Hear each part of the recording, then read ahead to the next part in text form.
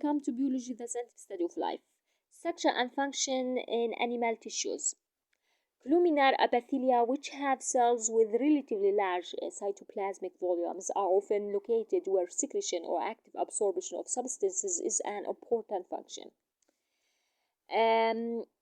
Pseudo stratified ciliated columnar epithelium forms a mucous membrane that lines the respiratory tract of many vertebrates. The beating cilia move a film of mucus along the surface of the ciliated epithelium of the respiratory tubes, helps keep lungs clean by trapping dust and other particles, sweeping them back up the trachea windpipe, as shown here. Stratified sequence epithelia regenerate rapidly by cell division near the basement membrane. The new cells are pushed to the free surface as replacements for cells that are continually sloughed off. This type of epithelium is commonly found on surfaces subject to abrasion, such as outer skin and linings of the esophagus, anus, and vagina.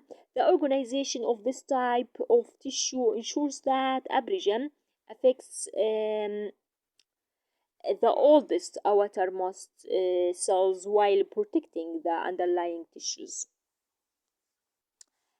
Notice also this simple squamous epithelia, which are thin and leaky, function in the exchange of material by diffusion. These epithelia line blood vessels and the air sacs of the lungs, where diffusion of nutrients and gases is critical.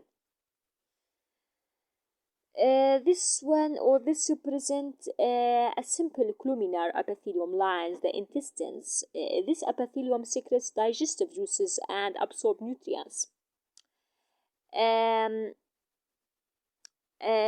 Also, this cuboidal epithelia, which cells specialized for secretion, make up the epithelia of kidney tubules and many glands, including the thyroid gland and salivary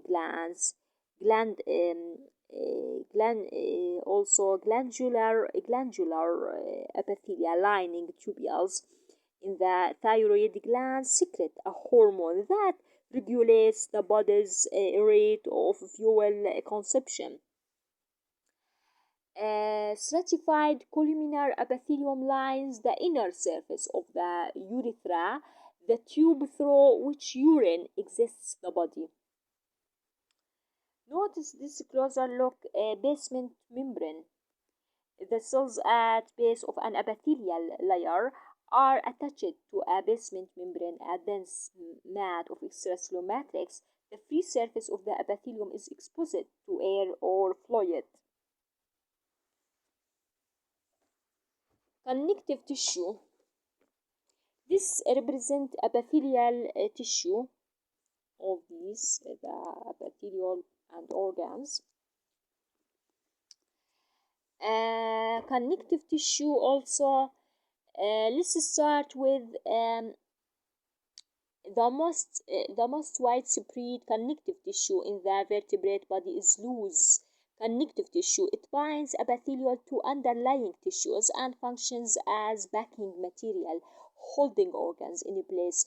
Losing connective tissue gets its name from the loose wave of its fibers, which include all three fiber types, collagens, elastic, and reticular fibroblasts, and macrophages are scattered in the fibers mesh. Closer look. Also notice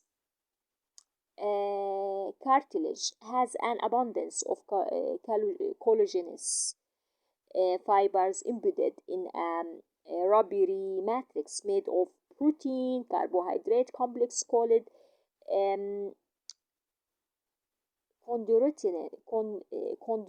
chondroitin sulfate. chondroitin, sulfate, and collagen are secreted by cells called chondrocytes, the composite of collagen fibers, and chondroitin sulfate makes cartilage a strong yet somewhat flexible support material. Many vertebrates have cartilaginous skeletons during the embryo stage, but most of the cartilage is replaced by bone as the embryo matures. Nevertheless, cartilage is retained in certain locations, such as discs, that act as a cushion between vertebrae and the crabs on the ends of some bones. What is that? Um, these structures' flexibility allows them to absorb considerable physical impact without breaking.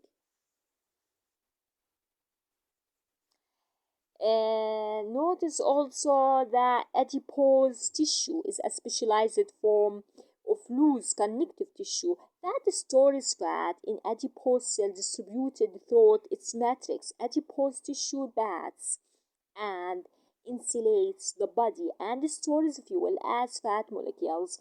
Each adipose cell contains a large fat droplet that swells when fat is stored and shrinks when the body uses fat as fuel.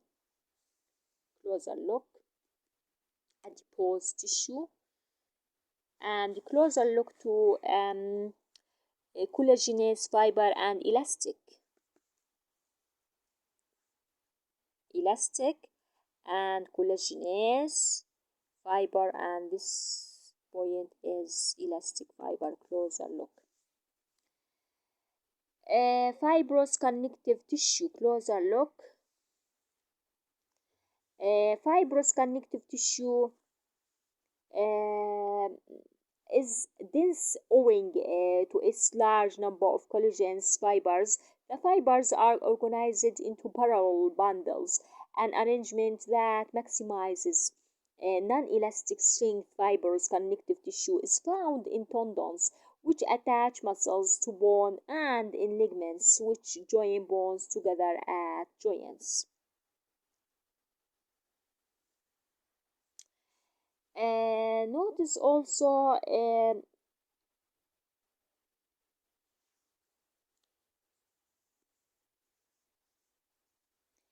the skeleton supporting the body of most vertebrates is made of bone.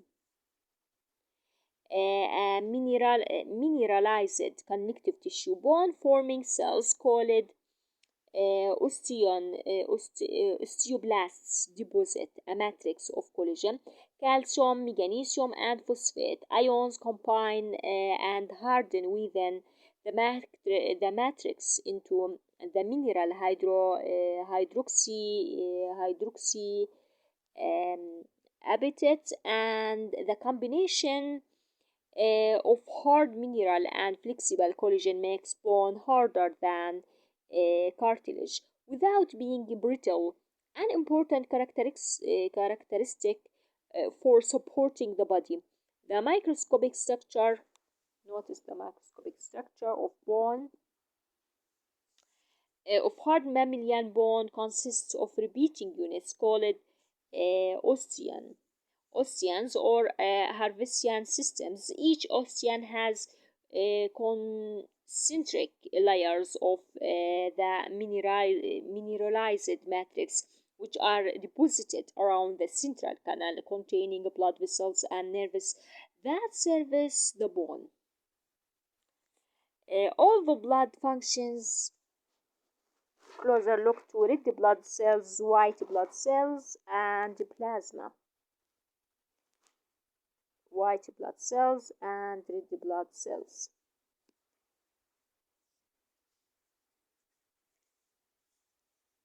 Although blood functions differently from other connective tissues, it does meet the criterion of having an extensive extracellular matrix. In this case, the matrix is a liquid called plasma consisting of water, salts, and a variety of dissolved proteins suspended in the plasma. Are two classes of blood cells: erythrocytes,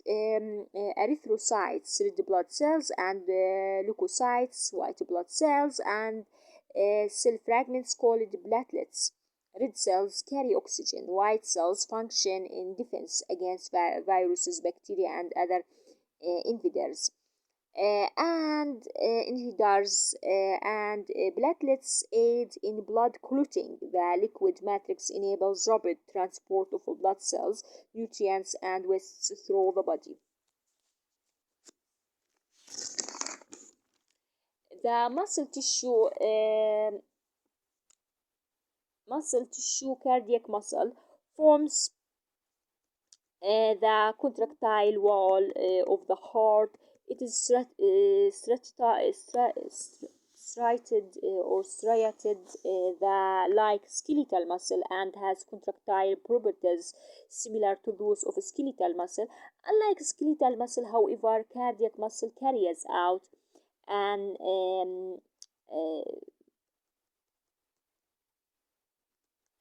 unconscious task contraction of the heart. Cardiac muscle fibers branch and interconnective via intercalated discs, which relay signals from the cells to another